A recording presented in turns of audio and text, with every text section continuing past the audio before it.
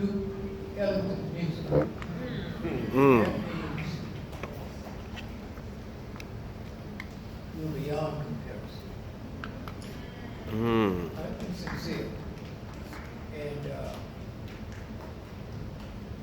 I know some things and not enough of other things. This is what this lectureship is about. All people like you, voices. Thank you. There you go. Sorry.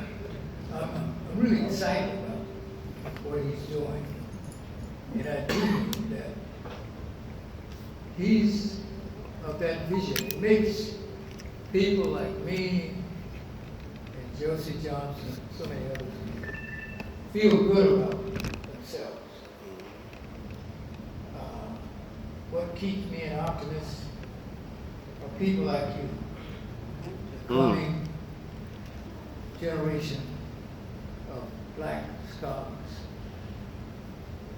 Y'all are some smart people. I don't care what, I'm not dealing with race. Black people, these Negroes in America, once 3/5 of men. George Washington sold one of them for a keg of molasses. They have lessons to teach the world. It's not about race. I don't care anything about it. I'm way beyond that madness, that nonsense, that powerful myth which has captured all the minds of most of the world. That's what he was talking about. So many ways you explain this. And I know there are more of you. I happen not to know you personally, but I know some of you. This coming generation of people who are going to step outside of the boundaries of what we think and feel. And this is imagination. Albert Einstein told us that imagination is superior to intelligence. That's how you break out, you imagine things. And I agree with you. That we can go beyond this, what has been established in the past 400 years or so, by the rise of the West, something we call Europe, which didn't exist until the Renaissance. There were no white people and Negroes and crazy stuff like that. There were no Indians who didn't live in India. All of this is a part of the world creation. The world order is collapsing now. And that's why people are so desperate that Donald Trump can become the head of state of a country that has enormous possibilities of doing good in the world. The one from the stuff we talk about, capitalism is greed. Capitalism is based on slavery. You got, most people can't accept that. Remember, most of the wealth produced in this country was produced by capitalism. The South alone, up until the Civil War, was the 5th largest economy in the world, just the South. And it stimulated the Industrial Revolution. And it created a new class of people called millionaires and billionaires. That was not true. You had to be kin to somebody to be rich and powerful until America was created. So I appreciate you. You are beyond the category. You and your young people. You people who are younger than me and I don't even know. So I never heard of you. And I'm so glad. I'm a pretty good reader. I keep up with stuff. Patricia Rose and all of those they're my friends. I know some of the young scholars. But there's so many of you. And you have gone to help save this democracy. It's not white, it's not black, folks. It's right versus wrong. You gotta have principles. So people are not wrong because some fixed melanin in their skin make them do these evil things to black people. No racist comes out of, no human being comes out of the womb saying, I hate niggers. That's learned behavior. That's ideology. And I can't thank you enough. Thank you.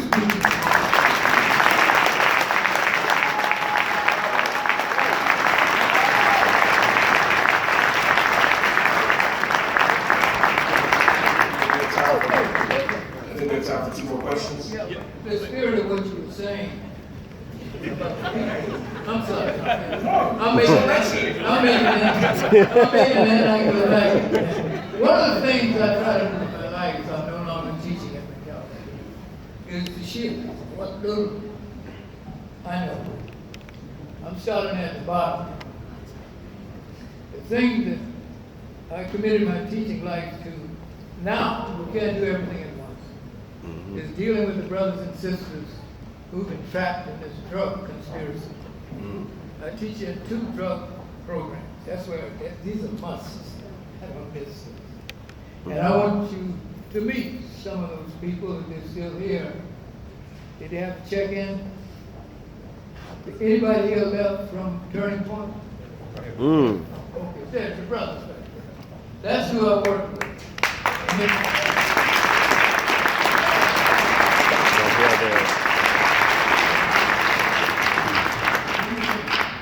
They're bad as in good.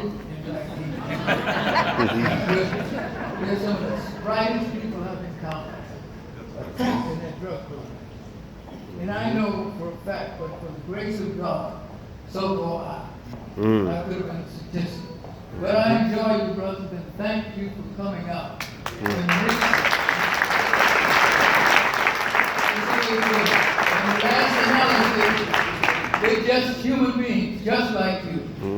Yes, sir. Yes, sir. We got one question over here, and you can back here. And then the brother right there with the orange cafe, yeah.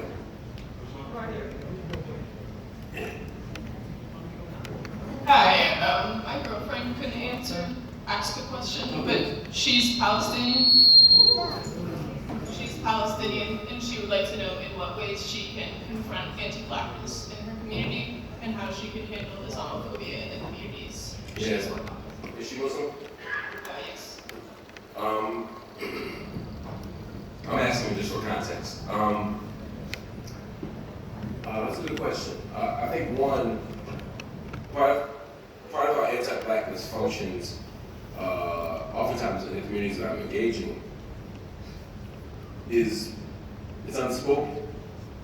It's just a matter of fact. I mean, people making jokes about color. People, if you're in the Arab world, you often hear the word Abid used to describe black people. Abid means, slave. I mean, and it's not necessarily done offensively. People, the village, the neighborhood that I study is often referred to very matter of fact as Hibs Abid, which means like slave jail, slave prison. But it's where black people live. And so we'll say, don't say Abid, say Hassan, say, there's lots of things you can say other than Abid and other things.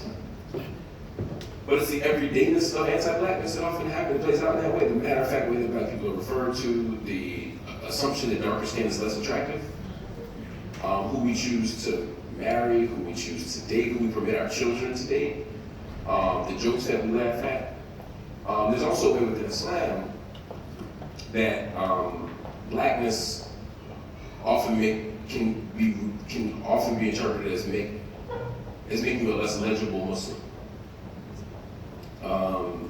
There's an Arabization. So what happens is black Muslims often think that to be truly Muslim, they have to be Salafi and they have to, dress like Arabs and they have to speak with thick accents and they have to practice Islam in a very particular way, because we've been taught that Arabs are the only way to understand the religion. And that on the reverse of that, what happens is Arabs often position themselves as gatekeepers of faith, such that they treat black people as second class or African people as second class Muslims. Even though the first muezzin, right, the first person to call the adhan is who? Bilal. Everybody. Exactly. So it's a fascinating kind of dynamic, and so what she can do, I think, and the same thing I tell white people to do, is you can fight against anti-blackness partly by organizing in your own community. When you're at Thanksgiving dinner table and your uncle said an inappropriate joke, don't just sit there uncomfortable, say something. You know what I mean? Show up to the rallies. You know what I mean? It's not enough for us to be at, Free Palestine rallies, y'all have to be a Black Lives Matter rallies. It has to go both ways on campuses. We can't just fold Palestinians into the Black Student Union because they're not white and that's all we got here. We have to actively engage Palestinian issues. And we also can't let Palestine be the only issue in the Arab diaspora that we talk about. Because if you were catching hell in Yemen, because of Saudi Arabia is supported by the United States and Trump, there's a whole conversation, another lecture. Palestine's important, but so is Yemen. If you are in Iran, if you're in Somalia, if you're in Bahrain, you have to think about this stuff. So we have to think globally, but then the reverse of that is our brothers and sisters have to stand up for our issues. And so part of how you used to say anti-Blackness is not by prioritizing every issue but the Black ones.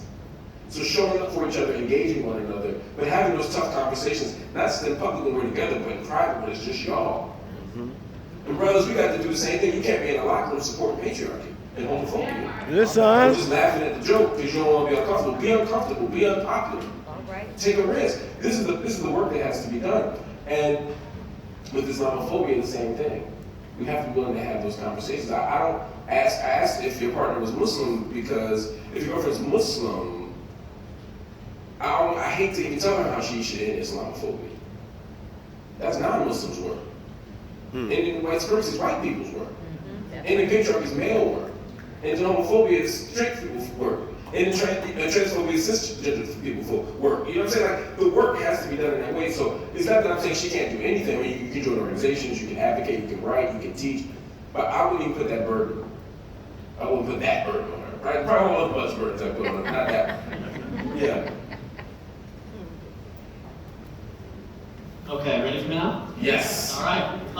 So it's a two-pronged question, and I'll try and get it off quickly. But it starts out last night, and I see this meme from my friend's mother, who's gone far right in recent years, and it's a fabricated quote from Malcolm X's speech on the ballot of the bullet.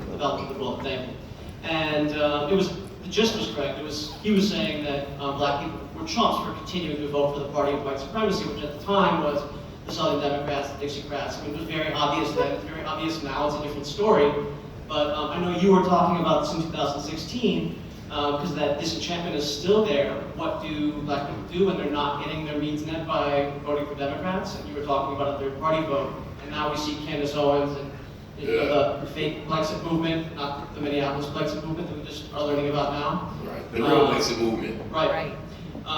So that disenchantment is still there. What do we do about it in today's political context? And another theme that ties back to Palestine in that speech was talking about when your needs aren't met by through civil rights, when does it become a human rights issue? And the reason why we're talking about international solidarity right now is because of the increasing visibility of the BDS movement. And it's a rights-based movement versus the national determination movement, as it was in the past, right? So the Palestinian movement is shifting. And as you were talking about today, I'm not sure I agree with that point. I don't take the purpose of the question, but continue. Okay, so if we can't solve the problems in this country with racism through just civil rights, when does it become a human rights issue? When does it become something that's taken to the UN? Yeah, that's a great question. The question that Malcolm himself raises, right? And one of Malcolm's final remarks, right, which he gives in 65, February 21st, he forms the OAAU, right, which is a playoff of what? The OAU, right, which is inspired by all these global, it's all connected, right? Y'all, some fascinating stuff. I want to give y'all a bunch of books to read on this, but I don't want to nerd out too much. So let me back up to the first question, because I'll forget it otherwise. So I've been a member of the Green Party since 2000. So I haven't voted for a Democratic president in my life. Including Obama, yeah. I think the logic of saying we can't be wedded to a particular party as Black folk is right.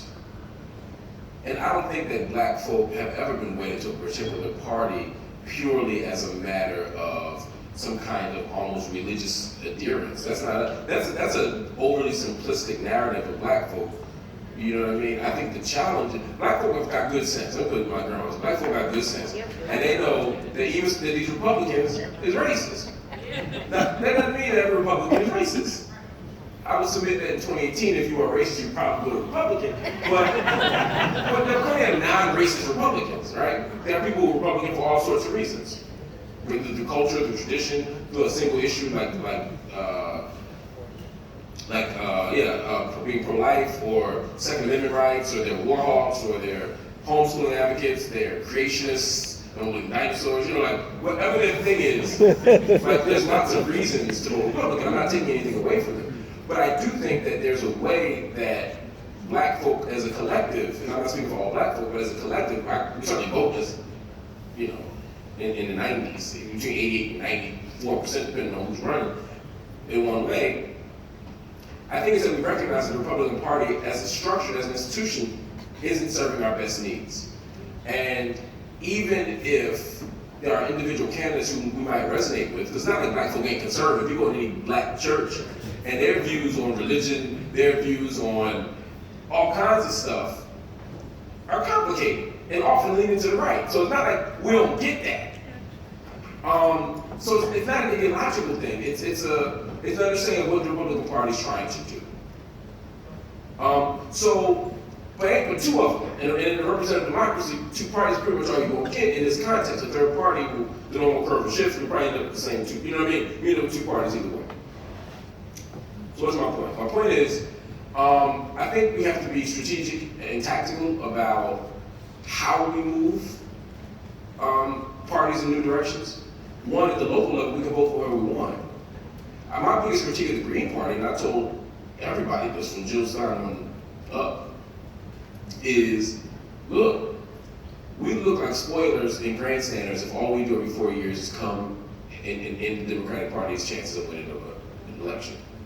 We should be building locally. We should be winning mayoralties, we should be winning governorships, we should be winning Senate seats. Those are winnable elections, and then we build our base up until we're in a position to really mount a national campaign. We can still mount a national campaign, but that can't be the heart and soul of what we do. That every 4 years we get together, give somebody a 10-city press run, and then go back to being irrelevant. That can't be our work.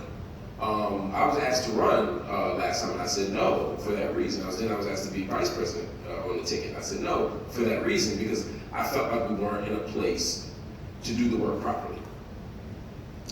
I don't know if I've ever said that in public before, but yeah. So, it's long enough now, nobody banged with Joe anyway, so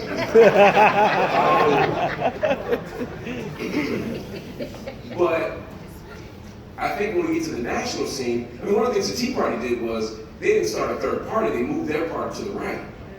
So what I'm wondering is, what can we do to move our party to the left, or the Democratic Party to the left? But the question is, on what issues?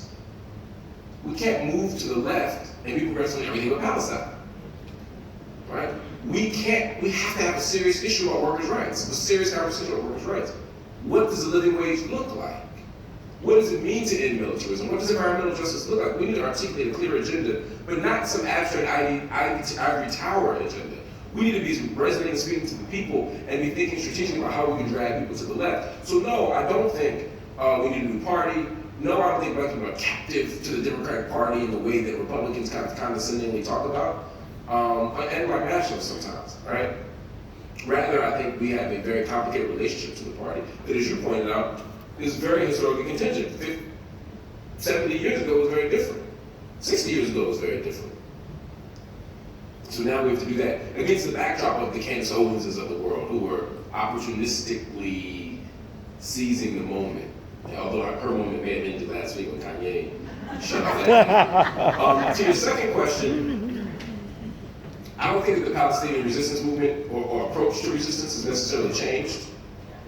No, I know you're not. I guess I'm saying you're marking BDS as that moment of pivot. What I'm saying is, for a long time there was two-state solution, all right? And now the BDS movement is agnostic on the solution.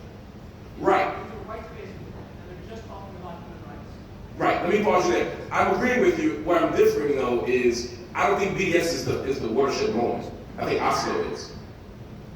Sure. I'm just making that point because I think a lot of people are.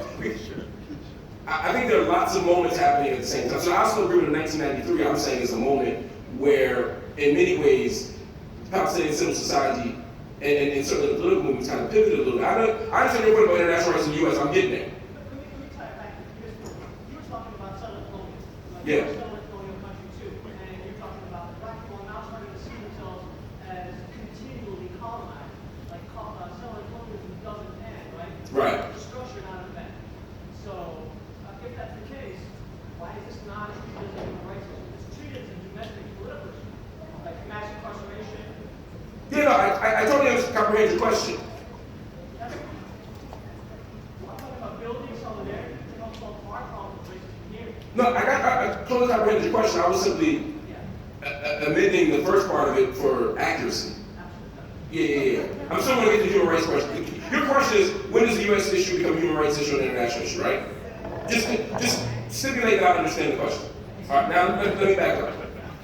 The reason I'm making this pivot is because part of this is about the Palestinian resistance movement, and I just want to be clear, because there are people who aren't familiar with the issue. So BDS is the Boycott, Divestment, and Sanctions movement, which is a movement that comes out of Palestinian civil society to boycott, divest, or sanction entities, institutions, not individuals, but entities, institutions, and structures that are reinforcing the occupation of Palestine. And the goal of BDS is three things.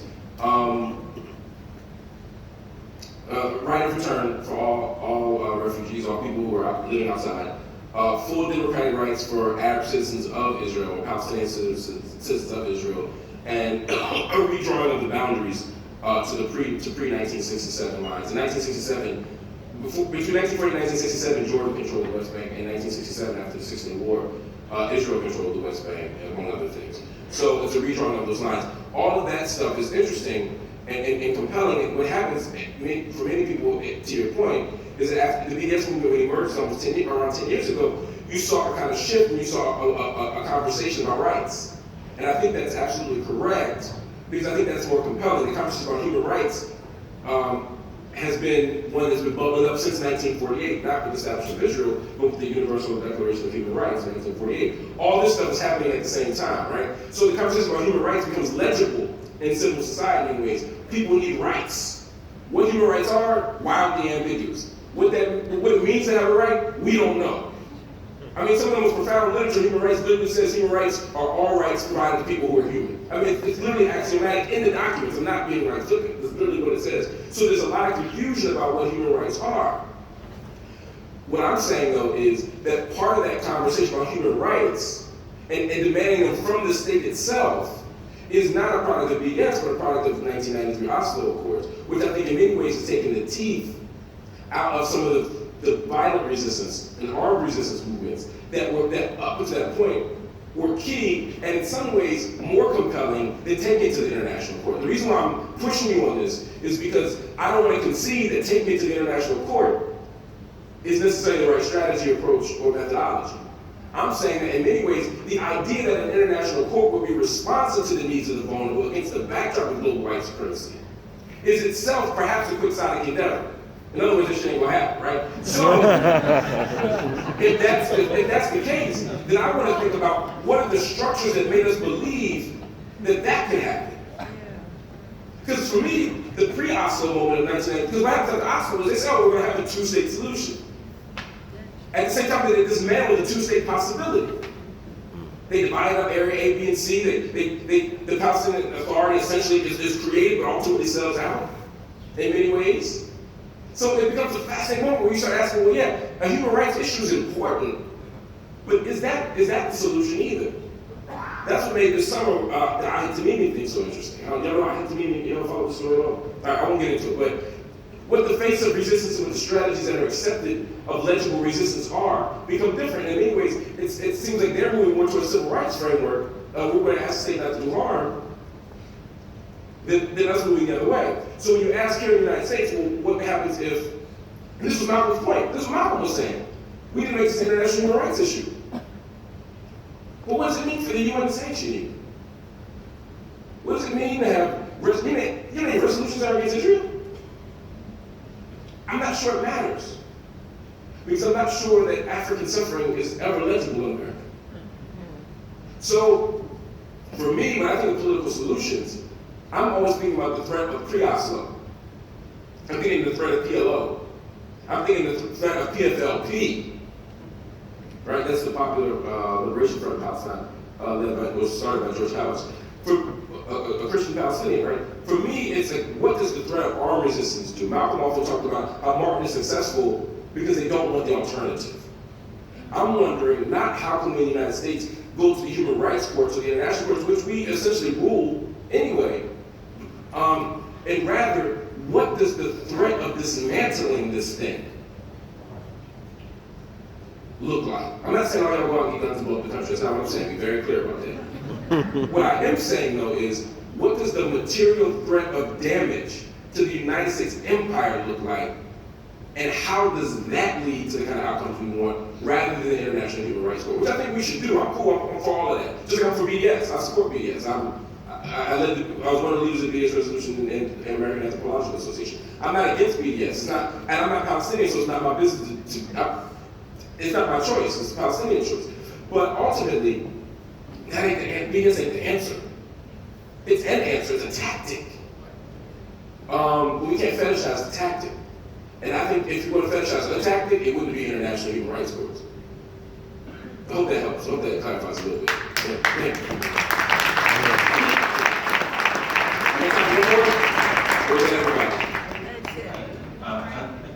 Raise your hand if you had a question you can wait. I'm going to take them all right now, and you're going to do one last one. Brother Lawrence? I'm sorry, what's your name? Lawrence, okay, yeah, Lawrence. And who else? Raise your hand if you had a question. Absolutely. And then my brother right here. I can make it real quick, because I just have a comment. If I could leave you young folks with only one thing, that would be to get out in the community and organize. Yes. Organizing is the only way any of this is going to manifest and happen. So if you don't do that, then you're really not down with the cause, and change won't come about. Yeah.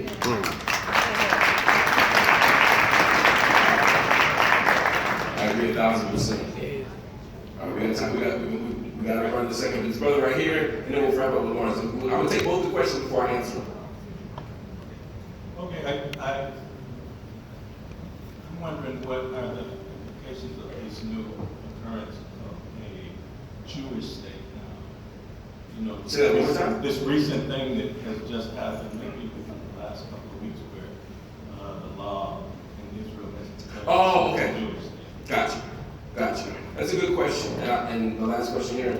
I'm from St. Mary's. I had a question for you. What's the best advice you can give these young black males here in the room today? The best advice, just in life in general, how to succeed in life. Okay, cool. Let me answer that one, and I'll finish with that one. Thank you. So it wasn't a couple weeks, but in July, it's been a while now. In July, I was actually there when this bill was passed. It's called the Nation-State Bill. And the Nation-State Bill, so Israel doesn't have a constitution. It has never had a constitution. It has something called basic laws. And they passed the Nation-State Bill, and in it was 10 pieces. And the Nation-State Bill, essentially, the argument was that it affirms Israel's existence as a Jewish state. There are some things in it that I didn't like, mostly parts 1 through 10. And I'll tell you why. One, the language of freedom, democracy, and protecting of minority rights, not in it at all. Things that constitutions just kind of have. Even if it's pro forma, like pretend. You know what I mean? Lie to me.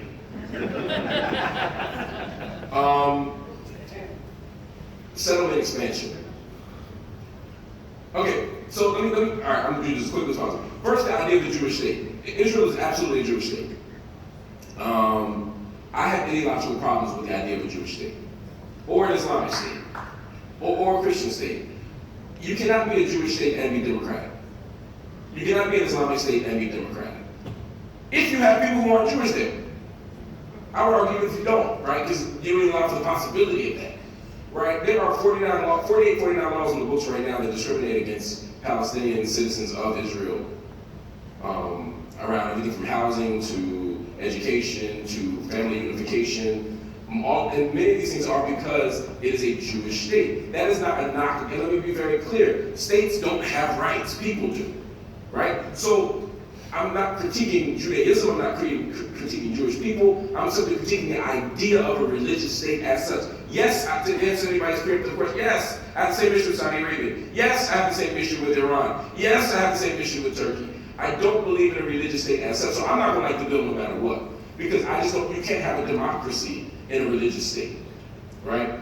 Second, but more importantly, specifically, the language of minority rights and protection and democracy is not in the bill. It dropped Arabic from being an official language to a priority language. This may seem like a distinction without a difference, but if it was, why what are they doing it for, right? They could have left it the way it was. It has to do with, when you travel through Palestine or even Israel, you see the Arabization, or what do you call it, the Hebraization? Right? The Hebrewisation, there's another word for it, but the Hebrewisation of language. And you see how essentially Arabic is being erased, right? The history of the land is being shifted. So that, if you go to Israel, you've been Tel Aviv always, but Tel Aviv was created in 1909? 1909. Right? Jaffa is the historic kind of center. But you would know that when you watch how the whole place is being changed, and when you begin to see that codified law by erasing Arabic language or diminishing Arabic culture, the language of schools, the language of science, the language of the Knesset, all that stuff matters. That was number 4. Number 7 on. Didn't expect this question. I should. There's Arabic, there's the settlements, there's language of democracy. There's one more point that I'm just forgetting right now. But the bill itself is radically problematic. But to be quite honest, all it does is reinforce what Palestinian people have already known. So I'm reading the bill, I'm outraged. Palestinians are like, duh, bro, what you tripping for? Like, Arabic's been second-class status always. Our minority rights have never been protected. At least now, Netanyahu has put on paper, and the Likud party, as it moves to the right, sound familiar, has put on paper what's been happening for decades. And that's what a lot of folks say about Trump. Now, Trump is doing some wild stuff they haven't been done before, but there's also a way that Trump is moving the country explicitly in the direction that's already been going. Trump is not a new animal. Trump is an extreme case of the same thing. He is America on steroids, but he's still America. Listen. Netanyahu is Israel.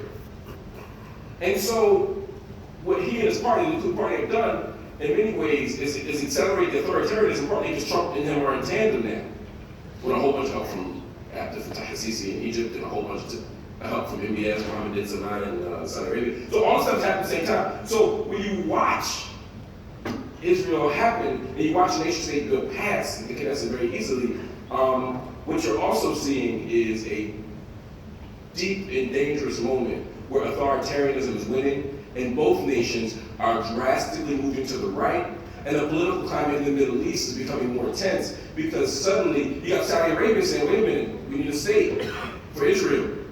It needs to be protected at all costs. You got Mohammed bin Salman taking the Zionist position. Right? At the same time that they're destroying Yemen, at the same time that Gaza is being occupied, or at least bordered by land air and say, obviously occupied, we can debate that.